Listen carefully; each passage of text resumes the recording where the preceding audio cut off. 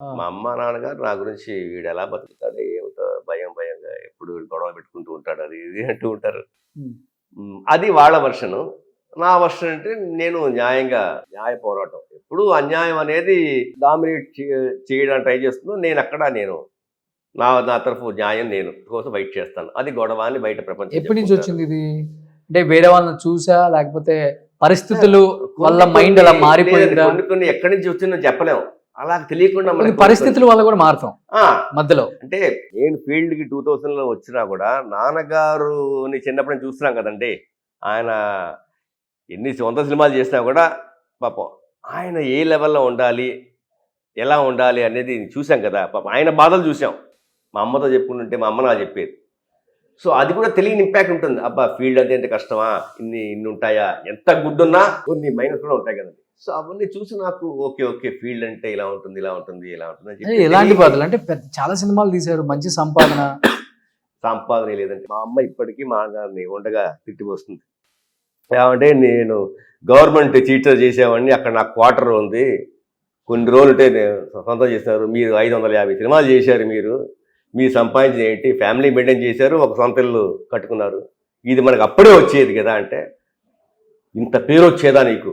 So మా నాన్నగారు ఇచ్చిన ఇంపార్టెన్స్ ఏంటి, పేరు. డబ్బులు ఇచ్చేవాళ్ళు కదా పెద్దగా, అన్ని పెద్ద సినిమాలు చేశారు కదా మీ డాడీ. డిమాండ్ చేయాలండి. ఏమండి అప్పట్లో ఎంత హేమహైమీలండి, దాంట్లో వేషం రావాలంటే అదే చెప్తున్నా, ప్యాషనేట్గా ఉన్న వాళ్ళు టాలెంట్ ఉన్నవాడు వాళ్ళు డిమాండ్ చేయలేరు. ఆపర్చునిటీ పోతుందేమో ఒక భయం అండి అప్పట్లో.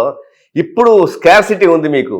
ఈ సీరియల్స్ ఏమైనా వచ్చాక మీకు షార్టేజ్ కావాలి, కొత్త వాళ్ళు కావాలంటారు. అప్పట్లో లేదు, ఉన్నవాళ్ళే 4 చేసుకుంటూ ఉంటారు.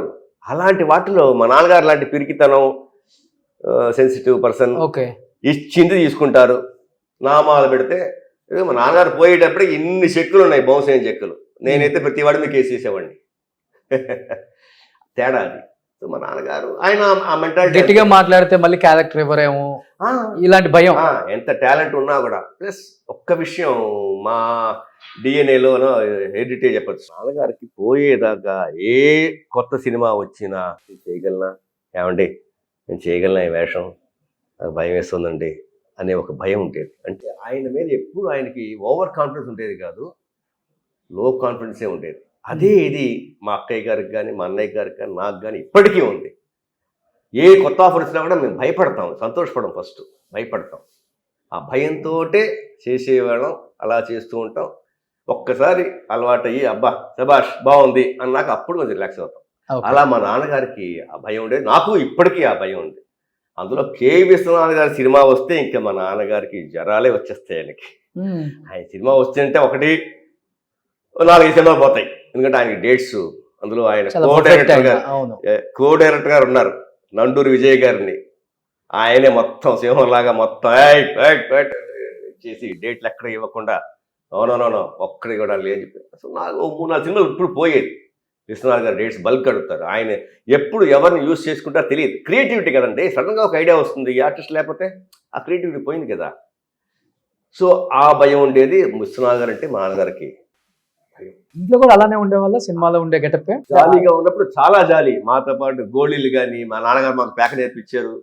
అలాగే క్రికెట్ ఆడతారు, బయటికి బీచ్కి తీసుకెళ్తారు, చాలా జాలీ. కాస్ట్యూమ్స్ విషయంలో ఆయన ఇంట్లో ఉంటే ఒక టవల్ వేసుకుంటారు అంతే.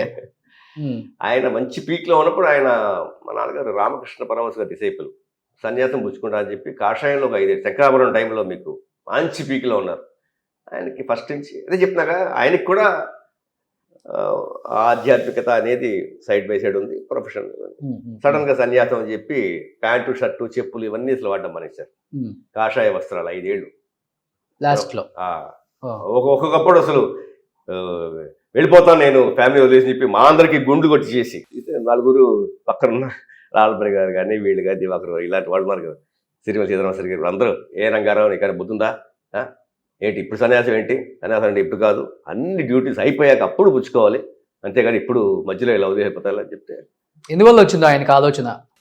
కొన్ని టఫ్ టైమ్స్ లో అంటే ఆర్థికంగా ఇబ్బందులు ఉన్నాయా? ఆర్థిక ఇబ్బంది ఎప్పుడు దేవుడు పెట్టలేదండి. ఎందుకంటే ఎప్పుడు అంటే ఆర్థిక ఇబ్బంది ఏం లేదండి, ఆర్థిక ఇబ్బంది ఏం లేదు. ఏవో కొన్ని టైంలో కొన్ని జరుగుతూ ఉంటాయి అలాగా ఏవో డిస్టర్బెన్స్ ఏవో డిప్రెషన్స్ ఏవో వస్తూ ఉంటాయి. అది కారణాలు మనం చెప్పలేం. కానీ ఆర్థిక ఇబ్బంది లేదు. అలాగని లక్షలు సంపాదించారు నాన్నగారు.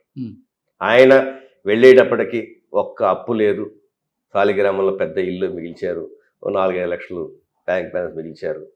చాలా చాలా పెద్ద రెస్పెక్ట్, పేరు అనేది మిగిల్చెళ్ళారు. అవన్నీ మాకు ఇప్పుడు చాలా చాలా చాలా గౌరవంగాను మంచి ఉపయోగంగా ఉంది. అంటే చెన్నై వస్తే వాళ్ళ ఇల్లులే మనందరికి చూడాలనిపిస్తుంది, చూడముచ్చటగా ఉంటాయి. అప్పుల్లో కాదు, ఇప్పుడు కూడా చెన్నై వచ్చామంటే అపార్ట్మెంట్లో ఉంటున్నామంటే పెద్ద పెద్ద వాళ్ళు కొంచెం నామూషిగా ఫీల్ అవుతారు. ఇండిపెండెంట్ హౌస్ లో ఉంటున్నాను నేను, మాకు గార్డెనింగ్ ఉంది, కార్ పార్క్ అంటే ఇలా చెప్పుకుంటారు ఆర్టిస్టులు. అంటే అలాంటి వైభోగం చూశారు కదా వాళ్ళు. ఈ రోజు చిన్న చిన్న అగ్గిపెట్లు ఉన్న ఈ గేటెడ్ కమ్యూనిటీస్ కూడా ఎవరు రావడానికి ఇష్టపడరు. మీరు చూడండి, చెన్నైలో ప్రతి యాక్టర్లు చాలా పెద్ద ఇల్లు, పాత అయినా కూడా 2 గ్రౌండ్లు 3 గ్రౌండ్లు 4 గ్రౌండ్లలో పెద్దగా ఉంటాయి. కానీ ఫెసిలిటీస్ ఏం లేకపోయినా కానీ వాళ్ళొక ఆనందం. బట్ నాన్నగారు అంత ఇష్టపడి కట్టిన ఒకే ఇల్లు సినిమా మీద సంపాదించిందో, నాన్న ఇబ్బందులు పడి సంపాదించింది. సాలిగ్రామంలో అందరూ వరుసగా ఉంటాయి ఇల్లు ఉంచారా, అది అమ్మేశారు మీరు? నాన్నగారు వల్ల కాదు, నేను చేసిన పర్సనల్ అప్పుల వల్ల నాన్నగారు పోగానే నేను ఇల్లు అమ్మేశాను. అమ్మేసి మా అక్కయ్య గారికి, మా అమ్మగారికి, మా అన్నయ్యకి నాకు వాటా పంచుకుని ఎవరు వాళ్ళు వేరే కట్టుకున్నాం. స్థలం కొనుక్కొని కట్టుకున్నాం. అంటే నేను అప్పట్లో కొంచెం దానాలు ధర్మాలు ఫ్రెండ్స్ గిన్స్ అవన్నీ అన్నీ ఉండేవి. దుబారా ఖర్చు ఎక్కువ. దుబారా ఖర్చు ఎక్కువ ఉండేది. మా నాన్నగారు ఉండేదాకా నా సంపాదన అసలు రూపాయి ఇచ్చేవాడు కాదు. నా సంపాదన నా ఖర్చులకే, నా జలసాలకే. నాన్నగారు పోయిన తర్వాత అర్థమైందా నాన్నగారు ఎలా పోషించారు మమ్మల్ని? నాన్నగారు పోయాక ప్రతి మాట ఆయన చెప్పింది ఎంత కరెక్ట్, ఎంత సత్యం అనేది అనిపిస్తుంది. అలాగే నేను ఒకటే అనుకుంటున్నా, నాకు ఈ ప్రొఫెషన్లో ప్యాషన్ లేదు, కానీ ఎక్కడి నుంచి వస్తాయి ఆఫర్స్, ఇన్ని ఆఫర్స్ వెతుక్కుంటూ మంచి ఆఫర్స్. నేను నమ్మలేను. నాకు మా నాన్నగారు 63 ఏళ్లకే ఆయన చాలా కోరిక, ఇంకా నేను బతకాలి, ఇంకా వేషాలు చేయాలి, ఆ కోరికతో పోయారు. ఆయన ఒక్క ఇదే నాకు అండగా, ఆయనే నాకు తోడుగా ఉండి నన్ను ఇలా నడిపిస్తున్నారు. ఆయన ఇది లేదు, ఆ భౌతిక దేహంతో ఆయన వెళ్ళిపోయారు. ఆయన నన్ను ఇలా నడిపిస్తారని చెప్పి నాకు ఒక నమ్మకం అండి.